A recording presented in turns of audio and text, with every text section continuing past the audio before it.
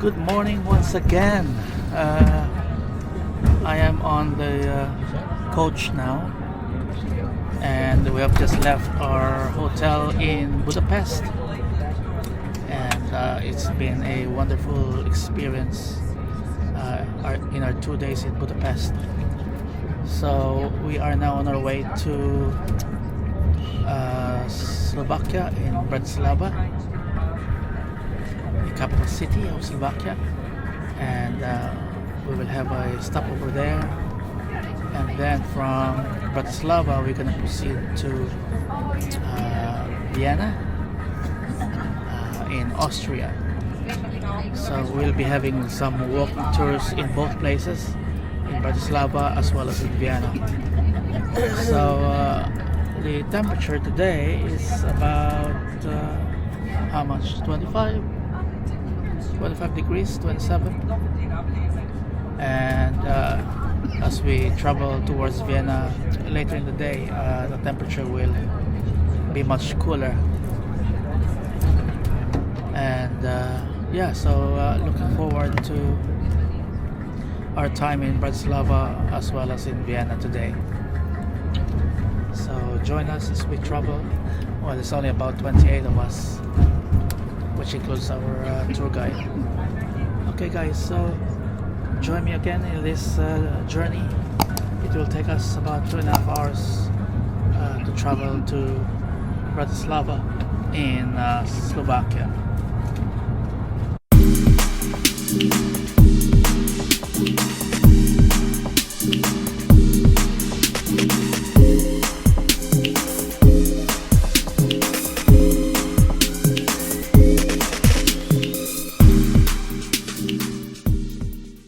Although often overshadowed by its larger neighbours, Vienna, Prague and Budapest, Bratislava has a unique character all its own.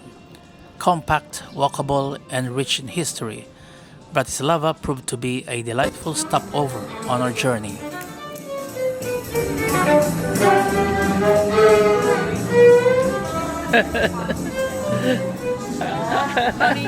Money. Coach dropped us near Michalská Street, one of the oldest and most iconic landmarks in Bratislava. Originally constructed around the year 1300, it is the only surviving gate from the city's medieval fortifications. For centuries, travelers and merchants entered the city through this very gateway, making it one of the most historically significant sites in the Slovak capital. Beneath the distinctive green copper tower of Michalská Gate, we entered Michalská Street, one of the most picturesque streets in Bratislava's old town. The cobblestone thoroughfare is lined with beautifully preserved historic buildings painted in pastel colors, alongside bustling cafés, restaurants, souvenir shops and bars. You're looking for me?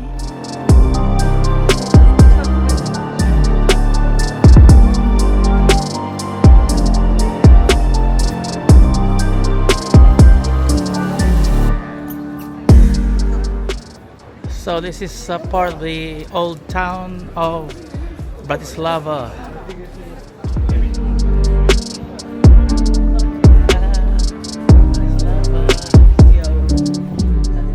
As we strolled along the lively street, it was easy to imagine what life might have been centuries ago when Bratislava was an important city within the Kingdom of Hungary.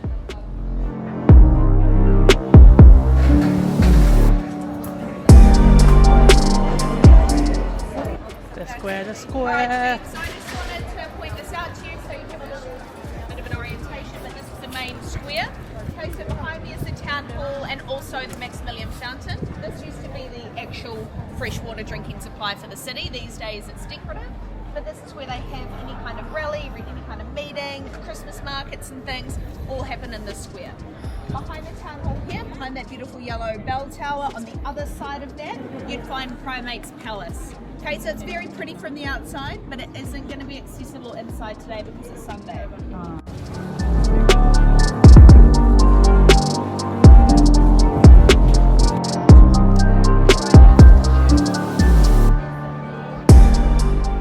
One of the more amusing discoveries during our walk was the famous bronze statue known as Q-Mill.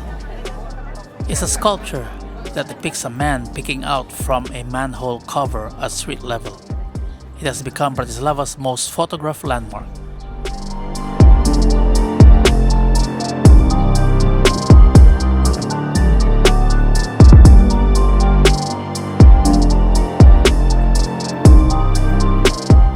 During our exploration, our tour leader Gemma guided us to one of Bratislava's most beloved landmarks, the Church of St. Elizabeth, more commonly known as the Blue Church. The church looks as though it belongs in a fairy tale, built in the Hungarian Art Nouveau style in the early 20th century.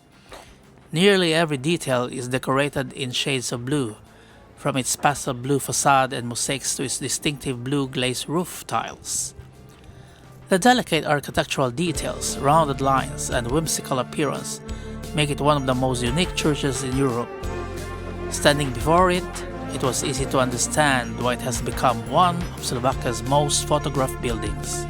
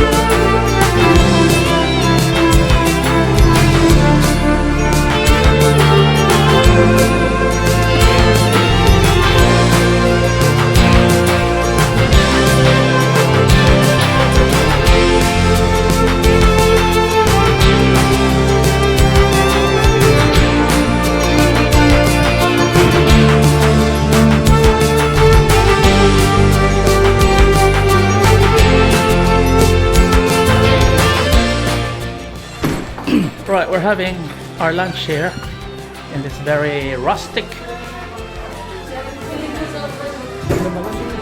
Oh, kita pala? Ato sa taas yun. May tatag toilet.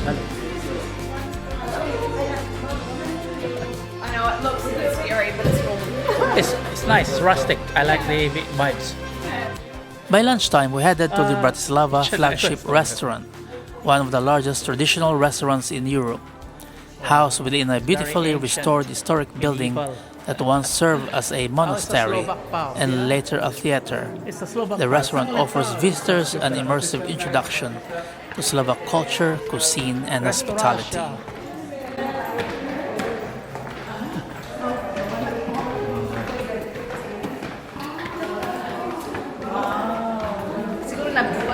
Black sila sa possession. Sa possession. Oh, very nice.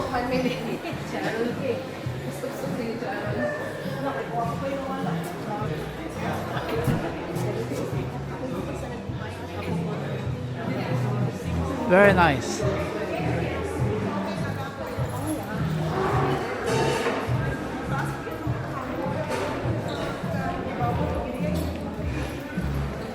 Oh, sorry.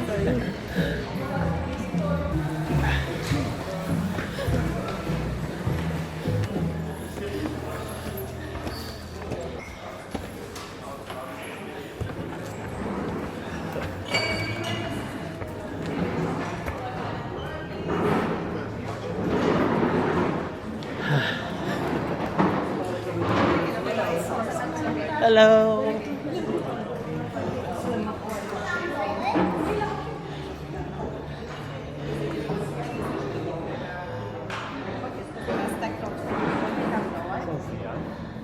Ito wing.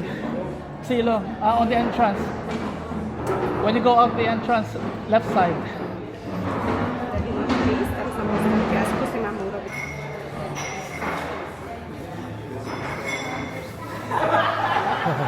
If you'd like a drink, please feel free. The drive to Vienna is an hour. So maybe you could have a beer or two. Beer or two. You want mine? No, we'll put mine. Oh. Uy, wala pa yung tinsel. Ewan me. What is it called? More soup na lang. Higop sabaw ang init para mawala ang trakaso. Abe, kagwapa sa akong nagdaot ng asawa. Kati mo pa. Kaswer.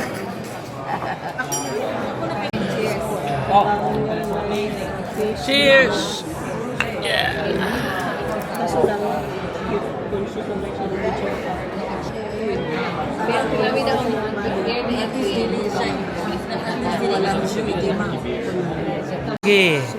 With haluski.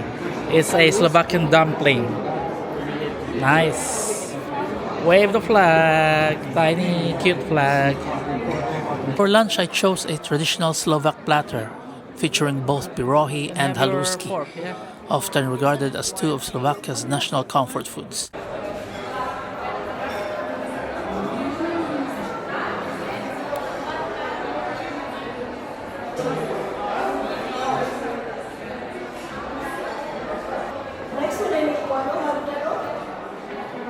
Yeah.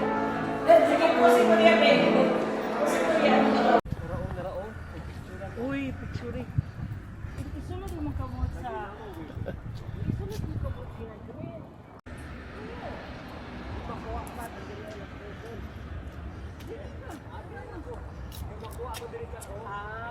Okay.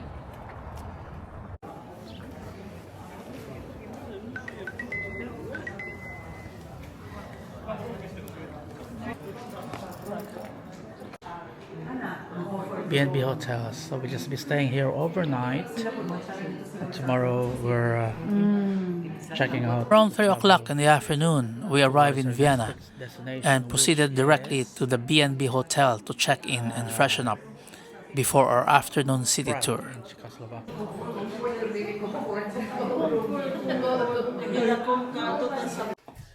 Okay. Oh, double bed. Okay ka na. Diretso lang, diretso. Hold the door.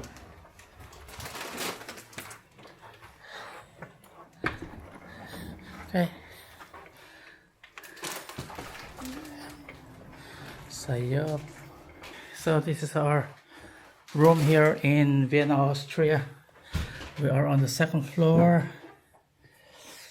Okay, so we have 20 minutes for coming down.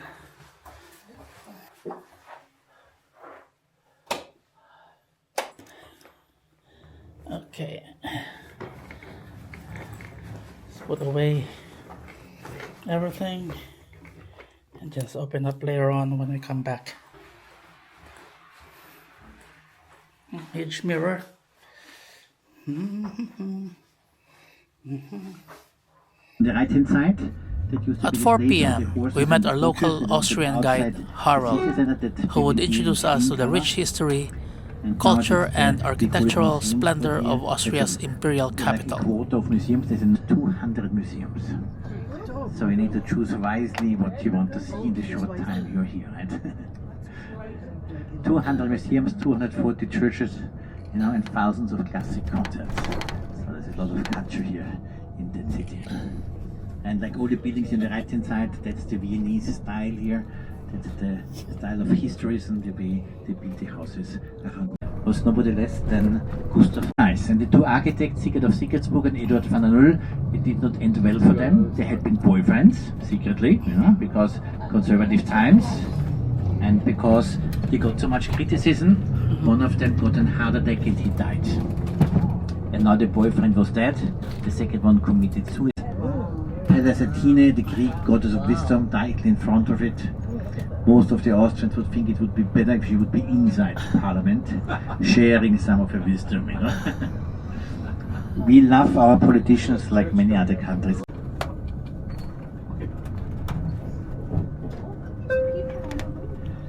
So dears, but now we have reached the end of the bus drive. We have to exit the bus stand. Now we are continuing to walk. So I'll see you outside the bus. I will have a yellow umbrella. Then we're going to enjoy a really nice garden. Okay, see you outside.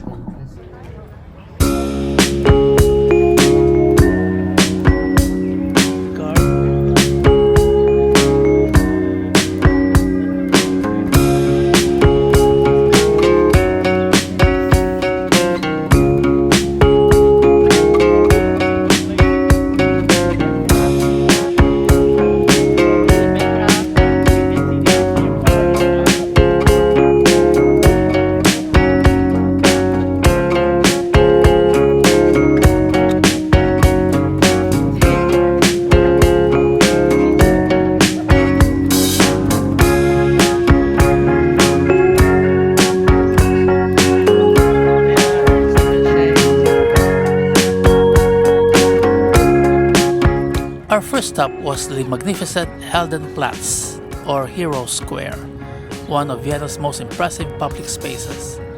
Surrounded by grand imperial buildings, the square immediately transported us back to the glory days of the Habsburg Empire. Walking across the vast open space felt like stepping into a living history book. The sheer scale and beauty of the surrounding architecture inspired admiration for the vision, craftsmanship, and ambition of those who built these extraordinary structures centuries ago. The Platz forms part of the immense Hofburg Palace complex, which served as the principal winter residence of the Habsburg rulers for more than 600 years. The palace complex contains numerous museums, courtyards, chapels, and government offices, making it one of the largest palace complexes in the world. In one of the Hofburg courtyards stands the remarkable monument of Emperor Franz I of Austria, who was also known as Franz II, the last Holy Roman Emperor.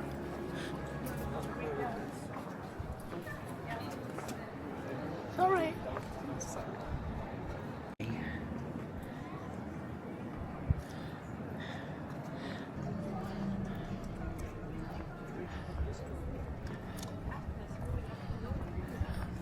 The palace here. You have to cross this whole forum, and behind big Gothic church opens up. That's the most important church of the Habsburgs.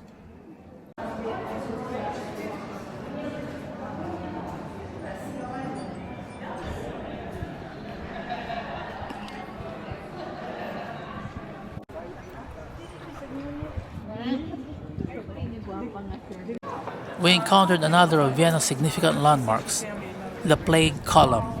This ornate Baroque monument was commissioned by Emperor Leopold I following the devastating plague epidemic of 1679, which claimed tens of thousands of lives in Vienna.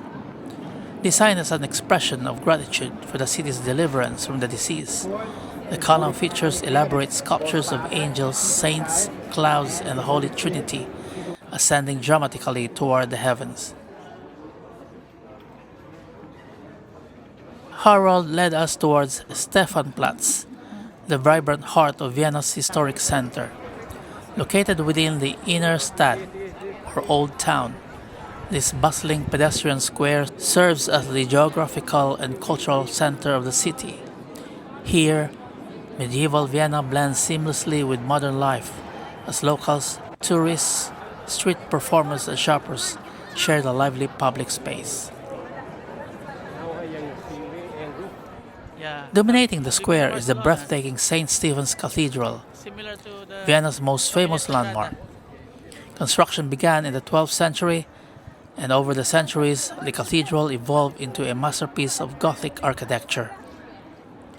Its most distinctive feature is the spectacular roof, covered by approximately 230,000 colorful glazed tiles, arranged to form intricate geometric patterns, and the iconic double-headed eagle of the Habsburg dynasty.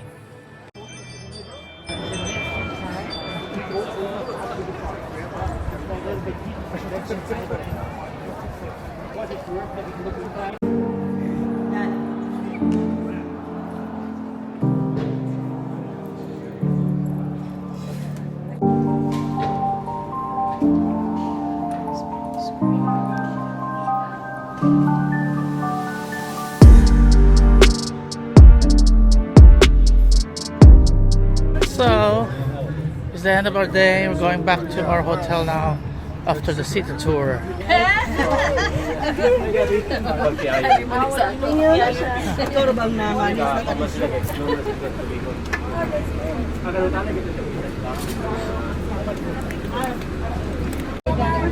Go that side. That side. Okay. I'm on this side. What now? Why can't we?